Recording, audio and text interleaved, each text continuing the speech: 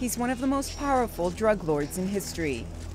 Joaquin El Chapo Guzman spent decades as the leader of Mexico's Sinaloa Cartel, growing it into one of the largest drug operations in the world. An ascent that left the globe awash in drugs and Mexico mirrored in bloodshed. He twice escaped from Mexico's maximum security prisons, the first time in a laundry basket and the second from a tunnel dug beneath his cell. Over the years, Guzman evaded multiple raids by Mexican authorities, including a secret meeting with American actor Sean Penn, where police say they almost caught him before he slipped away. But his luck ran out last year after one of Mexico's most exhaustive manhunts, ending 6 months on the run. Today, the federal forces captured Joaquin Guzman Loera, the most wanted fugitive in the world, demonstrating, once again, there isn't a criminal beyond the reach of the Mexican state. El Chapo is currently being held in a maximum security prison in New York after being extradited in January. The extradited person has various cases pending.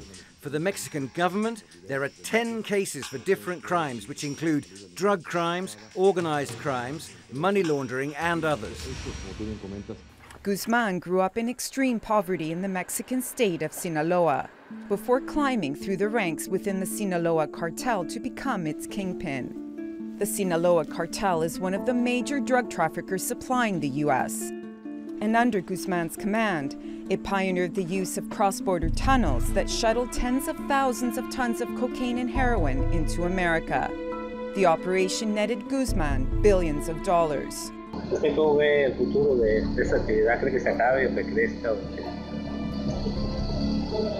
se acabará, porque día con día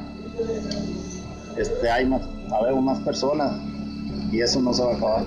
Posing as a modern-day Robin Hood, he gave away huge portions of his illicit fortune to help Mexico's poor and hungry. But the spillover effect in the form of murders and kidnappings outweighs any perceived benefit. It is estimated that Mexico's drug cartels have been responsible for 100,000 deaths and at least 26,000 disappearances since 2006. And El Chapo stood atop of that food chain, believed to have amassed $14 billion through the drugs trade that stretches from Argentina to the US and from Asia to Africa and the Middle East.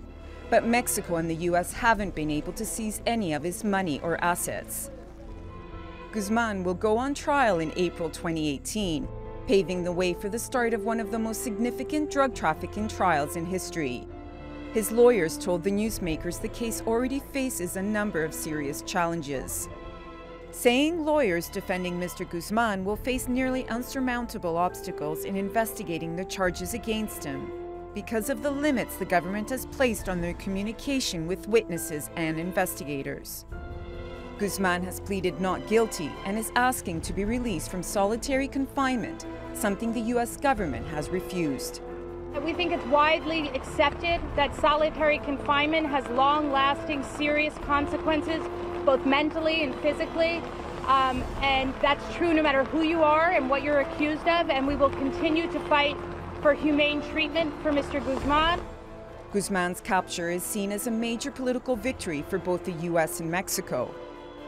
But will it actually change anything on the ground? Both countries have been fighting the drug war for more than 40 years, arresting countless kingpins. But despite those efforts, the production and distribution of drugs runs rampant.